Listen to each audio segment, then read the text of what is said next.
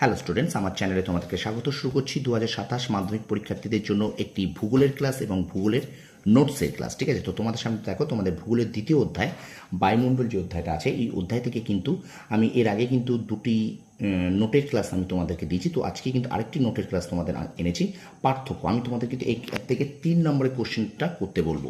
ঠিক আছে, 3 নম্বরের কোশ্চেন। আর 2 নম্বরের কোশ্চেন তোমাদের ফাইনালের জন্য করতে হবে না, সেটা আমি পরে একটা ভিডিও বলে দেবো। তবে 2 নম্বরের জন্য তোমরা তোমাদের সেকেন্ড ইউনিট টেস্টের জন্য করে যেতে পারো। ঠিক আছে, সেটা আমি সাজেশন দিয়ে দেবো। ওকে, তো আপাতত তোমরা 3 নম্বরের প্রশ্নের একটি নোটস তোমরা পার্থক্য দেখে নাও। এই অধ্যায় থেকে কিন্তু প্রচুর পার্থক্য আছে। যেমন এবছর কিন্তু এই অধ্যায় থেকে পড়েছে সমুদ্রবায়ু এবং স্থলবায়ুর পার্থক্য। এই পার্থক্যটা পড়েছে, দেখে নাও, সমুদ্রের স্থলবায়ুর পার্থক্য। কিন্তু এবার কিন্তু 3 নম্বরের প্রশ্নের যে সাজেশন আমি দিয়েছি, সেখানে তোমরা দেখবে সেখানে কিন্তু আছে আয়ন বায়ু ও পশ্চিমা বায়ুর পার্থক্য। কি বললাম? আয়ন বায়ু ও পশ্চিমা বায়ুর পার্থক্য কিন্তু আমি তোমাদের দিয়েছি। তো এই পার্থক্যটা এখন আমি তোমাদেরকে সামনে তুলে ধরবো। তো প্রথম থেকে শেষ পর্যন্ত দেখবে, একটু স্কিপ করবে না। এটা কিন্তু বায়ুমণ্ডল দ্বিতীয় অধ্যায়। ঠিক আছে, তো অবশ্যই দেখো ভিডিওটা।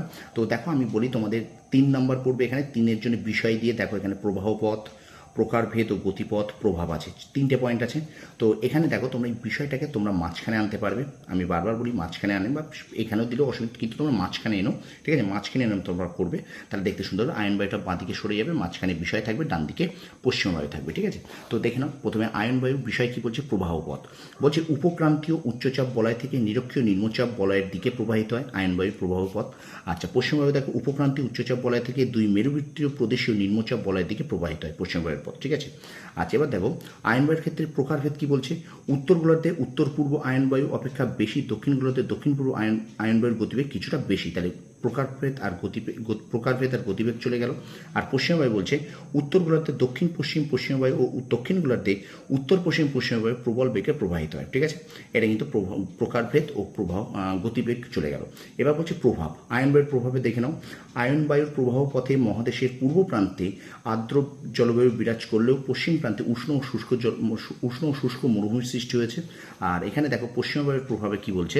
পশ্চিমা বায়ুর প্রবাহ পথে মহাদেশের পশ্চিম প্রান্তে আর্দ্র জলবায়ু ও পূর্ব প্রান্তে নাতিশীতোষ্ণ তৃণভূমির সৃষ্টি হয়েছে। ঠিক আছে, তো এই ছিল আয়ন বায়ু ও পশ্চিমা বায়ুর মধ্যে পার্থক্য। তো ভিডিওটা অবশ্যই তোমরা কিন্তু এই নোটটাকে একটুখানি পজ করে অবশ্যই তোমরা কিন্তু খাতায় নোট করে নাও, কারণ এটা কিন্তু 3 নম্বরের জন্য, তোমাদের সেকেন্ড ইউনিট টেস্টের জন্য যেমন গুরুত্বপূর্ণ, ঠিক তেমনি তোমাদের কিন্তু ফাইনাল পরীক্ষার জন্য এবং স্কুলের টেস্ট পরীক্ষা এবং ফাইনাল পরীক্ষার জন্য কিন্তু ভীষণ গুরুত্বপূর্ণ। তো আয়ন বায়ু ও পশ্চিমা বায়ুর পার্থক্য 3 নম্বরে আসবে। 3টে পয়েন্ট দিয়ে লিখলেই তোমাদের কিন্তু যথেষ্ট হয়ে যাবে। ঠিক আছে, তো ভিডিওটা ভালো লাগলে লাইক কমেন্ট শেয়ার করো। আর এই এমন ধরনের নোটস পাওয়ার জন্য অবশ্যই কিন্তু আমার চ্যানেলকে সাবস্ক্রাইব করো, পাশে থাকা বেল আইকনটি প্রেস করে রাখো। তোমরা সফল হও, তোমাদের সাফল্য কামনা করি।